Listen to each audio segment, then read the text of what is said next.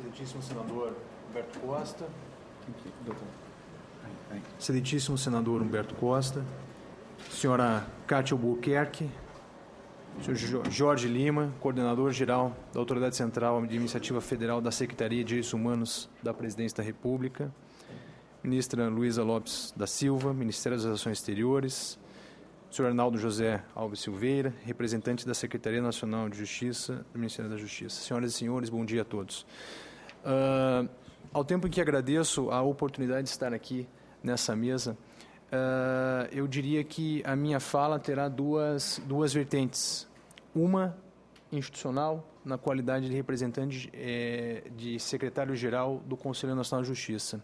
E a segunda, na qualidade de juiz federal e, naturalmente, o destinatário das demandas que envolvem a aplicação da Convenção de Haia sobre o sequestro ou subtração internacional de crianças.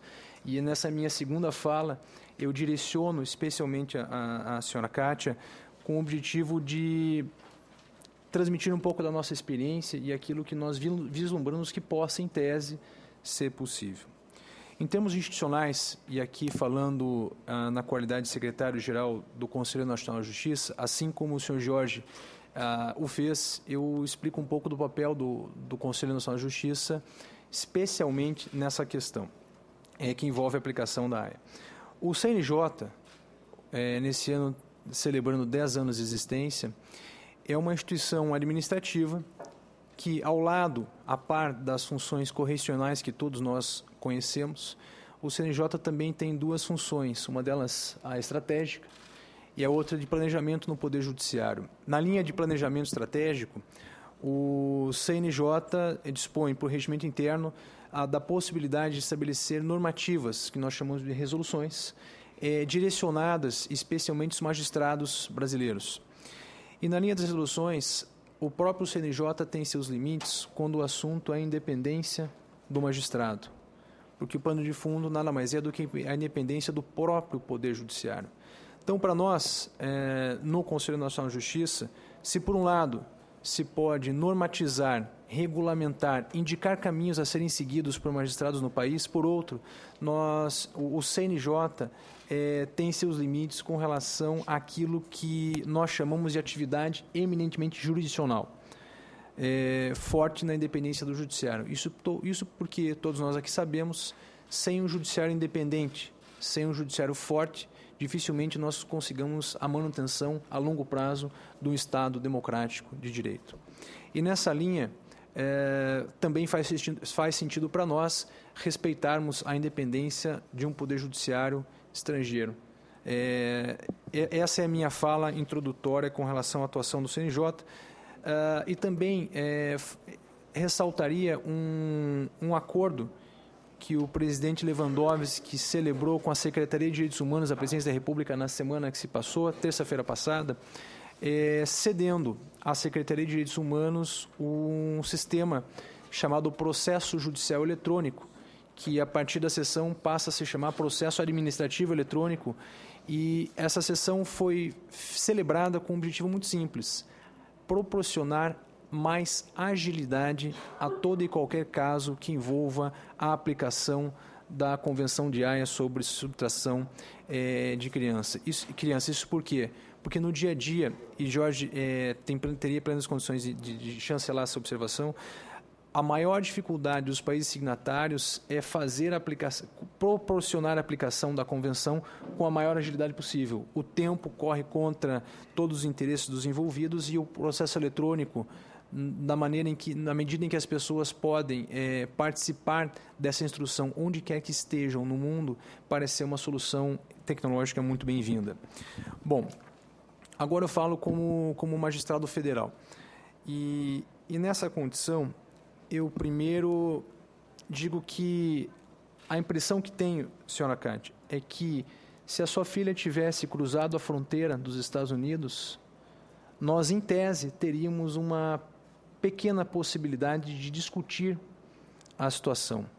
Isso porque a Convenção de Haia, ela, em seu artigo 3º, a linha B, ela diz o seguinte, 13º, a linha B, ela diz o seguinte: sem prejuízo das disposições contidas no artigo anterior, a autoridade judicial ou administrativa do Estado requerido não é obrigado a ordenar o retorno da criança se a pessoa, instituição ou organismo que se opõe ao seu retorno provar. A linha B, que existe um risco grave de a criança, no seu retorno, ficar sujeita a perigos de ordem física ou psíquica ou, de qualquer outro modo, ficar numa situação intolerável. Eu disse em tese porque nós não temos aqui o processo, não temos aqui os detalhes do caso que foi julgado, está sendo analisado nos Estados Unidos. Mas esse seria, digamos assim, um benefício, ter cruzado a fronteira e ter essa possibilidade de discutir. De todo modo, pela experiência que tenho, ao já ter julgado causas com base na Convenção da Haia, a maior dificuldade não é o retorno ou não da criança. A maior dificuldade é depois de se decidir com quem a criança fica. Isso porque, com base na Convenção de Haia, as distâncias transcontinentais permanecem. O pai ou a mãe num país, a mãe ou o pai no outro, enfim, e no caso específico nós teríamos 10 mil quilômetros de distância. Então aí seria um aspecto muito negativo para a própria M, quer dizer, decidida onde fica, como que fica a questão de relacionamento com o pai e com a mãe. Então, esse seria um aspecto muito negativo.